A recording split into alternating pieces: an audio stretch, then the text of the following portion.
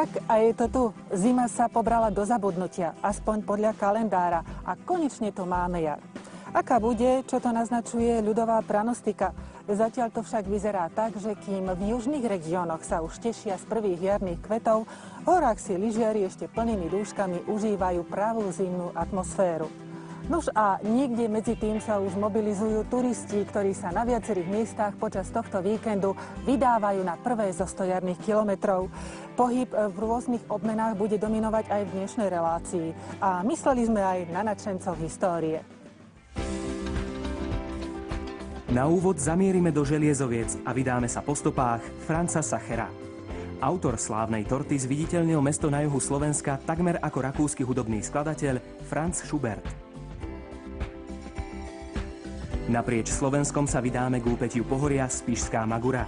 Tu leží Jezersko, malebná obec, ktorá na svoju veľkú chvíľu v cestovnom ruchu ešte len čaká. A priblížime vám aj atmosféru filmového festivalu Vysoké hory. Jeho 19. ročník sa len pred pár dňami uskutočnil v Žiline.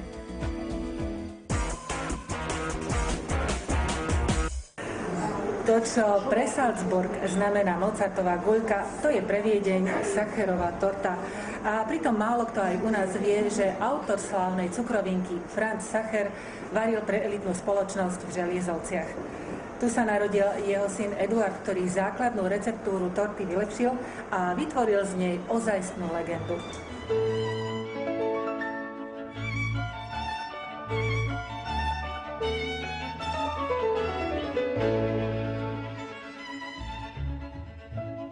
Želiezovce sú pomerne malým mestom. Napriek tomu si doň nachádzajú cestu návštevníci takmer z celého sveta. Mesto na juhu Slovenska preslávil svojimi učiteľskými pobytmi hlavne rakúsky hudobný skladateľ Franz Schubert.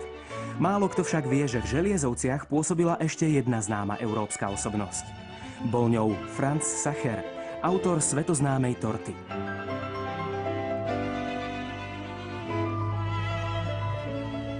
Vdova po Jánovi Karolovi Esterházy z Galanty, Rozina, pozvala po smrti svojho manžela, tohto významného kuchára, cukrára z Viedne sem do Želiezoviec. Franz Sacher, ako mladý židovský chlapec, objavil túto delikatesu v roku 1832. 1843 už bol v Želiezovciach. Franz Sacher osobne pricestoval do Želiezoviec, grófka si ho dala umiestniť blízko kaštieľa, hádam je to len 80 metrov. Z jednej strany bol kaštieľ, z druhej strany bol známy dom, kde prebýval ešte pred 20 rokmi, 10 rokmi Franz Schubert. Z tohto miesta sem prišiel aj s manželkou, tá sa volala Rozina Weininger. Tu sa im narodil aj syn. O tom je záznam v železovských matrikách. Z hodou okolností katolícky pán farár Ján Sulhaj zapísal toto dieťa do záznamu, ktoré zostalo a ktoré pretrvalo.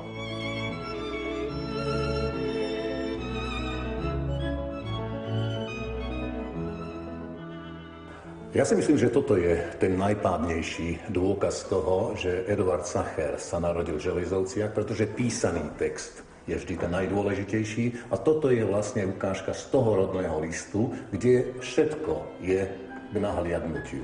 Po maďarsky písaný text Böt előhava, čiže pôstny mesiac, to znamená február v roku 1843. 8. februára sa narodil Edvard, zákonný syn otca Franza Sachera, v zátvorke katolík, ako aj Rózy Weininger, v zátvorke katolík.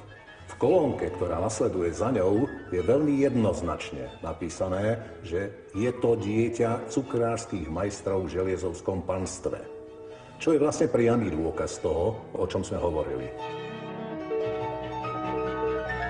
V Sovom zámočku, kde dnes sídli Mestské múzeum, slúžila v minulosti jedna z miestností ako kuchyňa. V nej varil Franz Sacher pre miestnych učiteľov, ktorí boli v zámočku ubytovaní.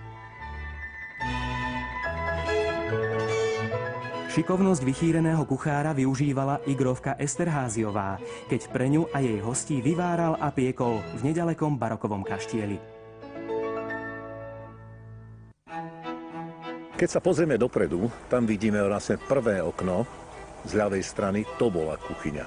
A keď sa zamyslíme nad tým, že 80 metrov od toho bolo bydlisko Sachera, tak to znamená, že naozaj, ja si myslím, že niekedy dokonca v papučiach prešiel do kuchynských priestorov a aj naspäť.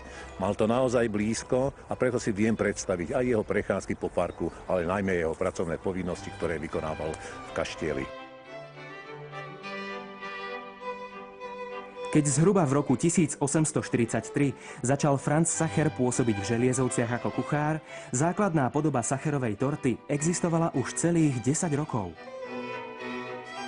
Je zaujímavé, že naozaj táto významná delikatesa vznikla z hlavy ešte len 16-ročného Franza Sachera. Stalo sa to naozaj len náhodou, nakoľko 16-ročný učeň zaskočil za šéf-kuchára.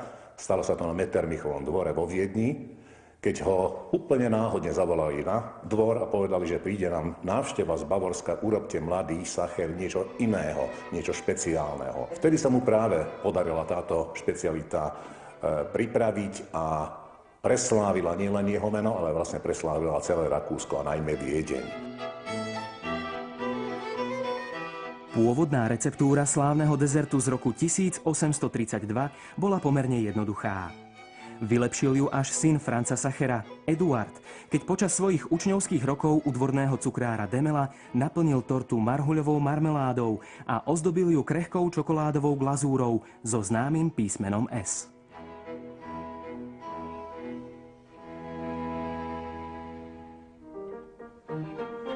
O slávnom cukrárovi sa vie na Slovensku málo, hoci čokoládovú delikatesu možno dostať v každej lepšej cukrárni alebo reštaurácii.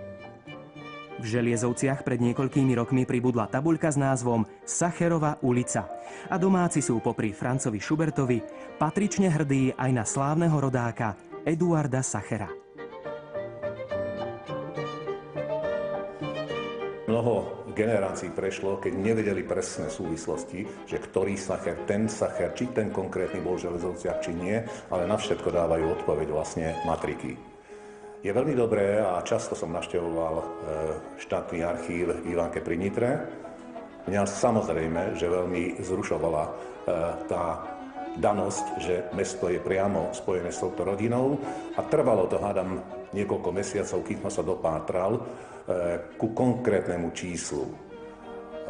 Pomýliť ma mohla práve tá mramorová tabula, ktorú osadili potomkovia Esterházyovcov v dome, ktorý dodnes Železovčania nazývajú Sacherov dom, nakoľko na tejto mramorovej tabuli je napísané, že Franz Sacher a Rosina Weininger v tomto dome splodili následníka sacherovskej línie Eduarda Sachera. Ale je tam dátum 1834. Na tejto ceste a skúmania som sa samozrejme dostal do veľkých problémov, pretože v tom roku, žiaľ Bohu, sa nejaký Eduard nenarodil v matrikách. Zhodou okolností som sa musel dovtípiť, že asi došlo k určitej chybičke prehodením čísla, nakoľko naozaj Eduard Sacher, syn svetoznámeho cukrára, sa narodil o 10 rokov neskôr, čiže prehodené čísla 3 a 4, jeho dátum narodenia je 1843. Čiže tabula, ktorá už tam 100 rokov visí a je osadená na stene, nesie chybný dátum, čo je vlastne len malá pointa a pre nás je to vlastne skoro úsmevná príhoda, ktorú môžeme dodatočne takto opraviť.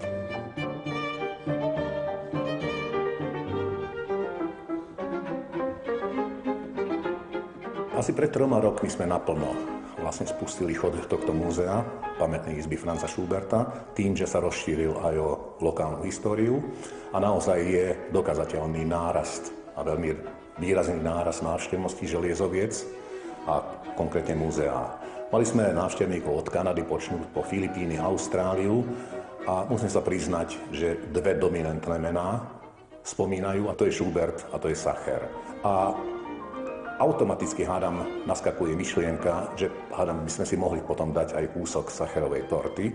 Samozrejme, keď je už sacherová kaviarnička svetoznáma po Eduardovi, tak aj nejakú tú kávičku.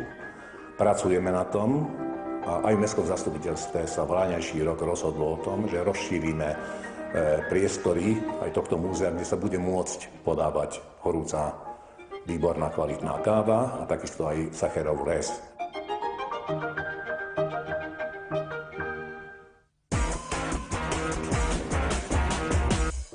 Oblasti, do ktorej sa v najbližších chvíľach spoločne vyberieme, okrem domácich a ľudí z blízkeho okolia, pozná len málo kto.